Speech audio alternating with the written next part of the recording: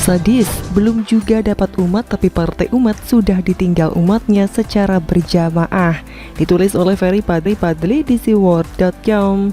Halo, selamat menyaksikan informasi dari channel Tanda Seru. Menurut hemat penulis sih, tidak gampang bagi partai baru untuk bisa masuk ke parlemen.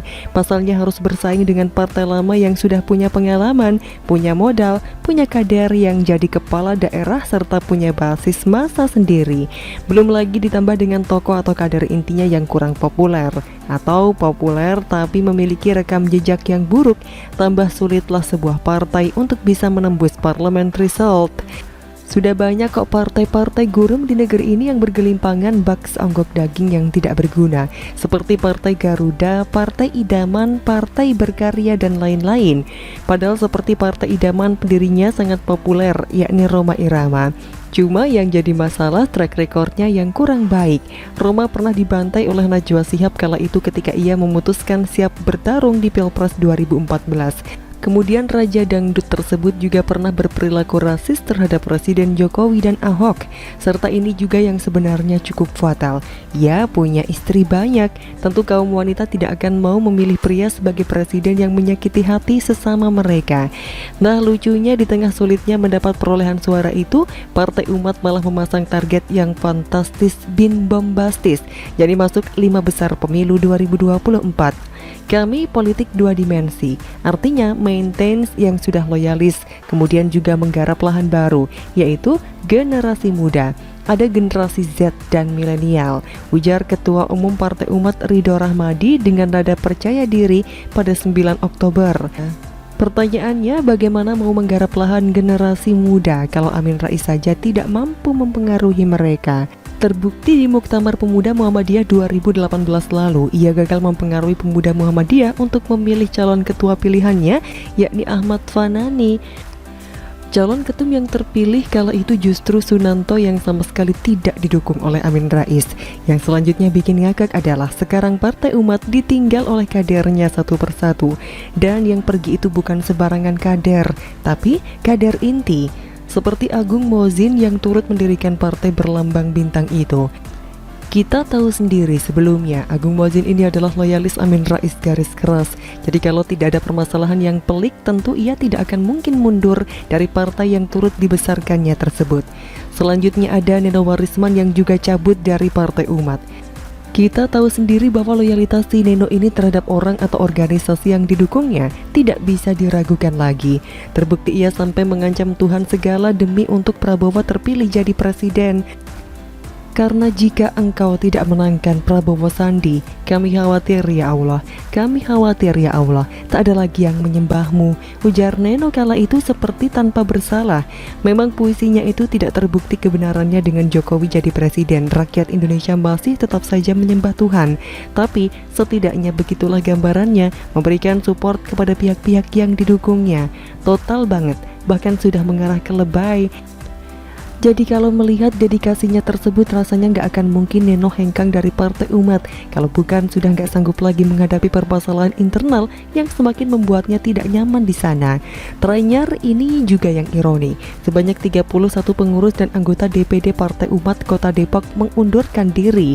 Setelah mempertimbangkan dinamika yang terjadi di internal DPD, DPW, maupun DPP, maka kami para pengurus DPD Partai Umat Depok menyatakan mengundurkan diri atau membubarkan diri dari kepengurusan DPD Partai Umat Kota Depok maupun keanggotaan Partai Umat.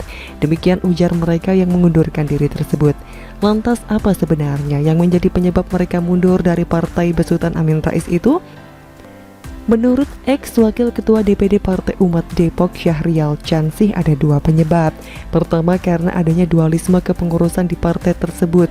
Kedua, DPP tidak mampu mengorganisir pengurus Partai Umat di 11 kabupaten atau kota yang ada di Jawa Barat. Bayangkan, bagaimana mau ngurus negara kalau ngurus partai yang baru berdiri saja mereka nggak sanggup. Ingat dulu Amin Rais pernah mengatakan Presiden Jokowi sebentar lagi akan jadi bebek lumpuh. Nggak taunya partai besutannya sendiri yang lumpuh sebelum berkembang. Nggak kebayang bagaimana senangnya kader PAN melihat kejadian ini. Bagaimana menurut Anda?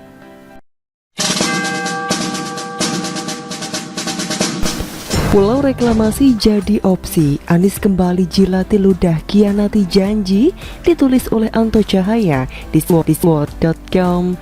Halo, selamat menyaksikan informasi dari channel Tanda Seru.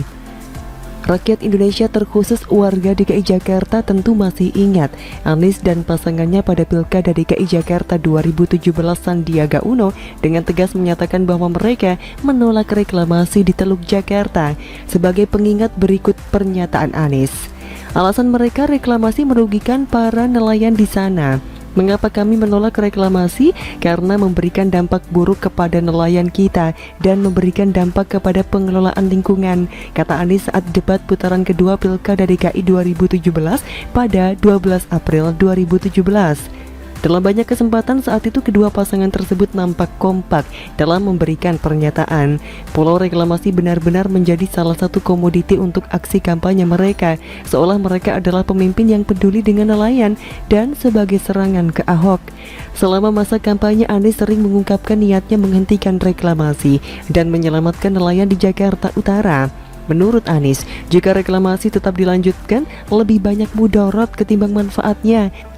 Sandiaga juga menyuarakan hal yang sama. Kami mengambil keputusan untuk dihentikan proyek reklamasi, kata Sandiaga di kawasan Petojo, Jakarta Pusat 17 Maret 2017. Masih mengingatkan masa saat itu. Sebagai bentuk komitmen maka Anies menyegel 13 pulau. Dia menghentikan proyek reklamasi dengan mencabut izin 13 pulau yang belum dibangun.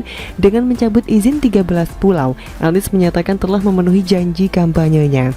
Seperti yang kami janjikan ketika Pilkada kemarin bahwa reklamasi dihentikan, hari ini kami tuntaskan, kata Anies 26 September 2018 terlihat percaya diri. Berbeda dengan 13 pulau yang belum dibangun, izin 4 pulau reklamasi yang lainnya tidak dicabut karena sudah terlanjur dibangun. 4 pulau itu adalah Pulau C, D, G, dan N. Dan lama-kelamaan celah pun nampak. Saat itu Anies berujar, nasib 4 pulau reklamasi yang sudah dibangun akan ditentukan melalui peraturan daerah atau perda. Perda itu akan mengatur secara detail tata ruang dan potret wilayah di pulau-pulau reklamasi yang sudah dibangun. Perda itu juga akan mengatur soal pemulihan wilayah Teluk Jakarta, terutama pada aspek perbaikan kualitas air sungai, pelayanan air bersih, pengelolaan limbah, dan antisipasi penurunan tanah atau land subsidence. Anies menyatakan, pulau-pulau reklamasi yang sudah dibangun akan dimanfaatkan untuk setahun kemudian Pemprov DKI Jakarta menerbitkan IMB untuk 932 bangunan yang pernah disegel di Pulau D. Anies menggunakan peraturan Gubernur nomor 6 tahun 2016 tentang panduan rancang kota pulau reklamasi yang dikeluarkan mantan Gubernur DKI Jakarta Basuki Cahayapurnama atau Ahok sebagai dasar penerbitan IMB. Saat keputusan Anies menerbitkan IMB diprotes oleh sejumlah pihak, termasuk komunitas nelayan Teluk Jakarta. Mereka melakukan aksi unjuk rasa dan menganggap Anies telah mengingkari janji. Belum juga usai polemik di Pulau D, Anies kemudian kembali jilat ludah menerbitkan izin reklamasi untuk perluasan kawasan Taman Impian Jaya Ancol di Jakarta Utara kepada PT Pembangunan Jaya Ancol. Izin itu tercantum dalam surat keputusan Gubernur atau Kepgub nomor 237 tahun 2020 tentang izin pelaksanaan perluasan kawasan rekreasi Dufan seluas lebih kurang 35 hektar dan kawasan rekreasi Taman Impian Jaya Ancol seluas lebih kurang 120 hektar. Meski ada protes dari sejumlah pihak, terutama Koalisi Rakyat untuk Keadilan Perikanan atau KIARA, tapi Anies tetap tak bergeming. Begitulah Anies Baswedan. Jadi kesimpulannya, pulau reklamasi dulu digunakan untuk komoditi ajang pencalonan dirinya. Setelah itu seperti yang kita lihat. Dan kini kembali lagi pulau reklamasi tiba-tiba menjadi hangat, menjadi topik pembicaraan masyarakat. Hal ini dipicu lantaran ngototnya Anies yang selenggarakan ajang Formula E untuk panggung politiknya. Tapi bukan Anies yang terlihat untuk memberikan penjelasan ke publik, tapi lebih banyak wakilnya Riza Patria yang kerap terlihat memberi pernyataan. Sedang Anies entah ngumpet di mana. Formula E sedianya diadakan di Monas, kemudian batal dengan alasan tak dapat izin, padahal berbagai fasilitas sudah mulai dikerjakan. Dan pada akhirnya, panitia pun mencari lokasi atau venue yang akan digunakan untuk ajang kebut tersebut. tersebut. Konon dalam rilis keterangannya ada 5 tempat venue yang menjadi pilihan dengan mempertimbangkan ikon Jakarta. Tapi yang menguat rupanya pulau reklamasi beberapa hari belakangan ini. Sebuah pulau yang dulu getol digunakan Anies menjadi bahan komoditi kampanye. Tapi kini opsi bisa jadi jatuh ke pulau reklamasi untuk dijadikan venue. Jika benar wacana Jakpro dan tentu atas persetujuan Anies, pertanyaan besar kita sejak kapan pulau reklamasi menjadi ikon Jakarta? Ini tentu menimbulkan paradoks. Satu sisi dulu pulau reklamasi menjadi ajang mencuri perhatian saat kampanye dari warga DKI Jakarta sepanjang bibir pantai dan secara umum masyarakat Indonesia. Akan tetapi faktanya di pulau reklamasi pula lah Anies menggantungkan nasibnya melalui Formula E yang tak kunjung kelar-kelar. Lintasan balap tentu hal yang paling mendasar dalam ajang kebut Formula E. Jika hal mendasar saja amburadul, bagaimana yang lainnya? Sebuah analogi yang sangat sederhana. Sedang waktu terus berjalan dan dalam waktu yang relatif singkat mereka harus mempersiapkan segalanya. Nama baik negara dan rakyat Indonesia menjadi taruhannya. Atau pada akhirnya Formula E kemungkinan besar akan diselenggarakan dengan apa adanya. Yang penting menggugurkan kewajibannya, meski konsekuensinya tak dapat menghindar dari jutaan kritik yang menghujam dari rakyat Indonesia. Maju tetap beresiko, mundur apalagi. Jadi memilih opsi yang sedikit lebih aman meskipun rugi. Sedang nun jauh di sana terlihat Ahok duduk manis di kursi komisaris Pertamina sambil ngopi seraya memandang Anies dengan kebijakannya yang nampak kedodoran. Ah, pulau reklamasi, kata batinnya menerawang sekian masa yang telah lalu. Bagaimana menurut Anda?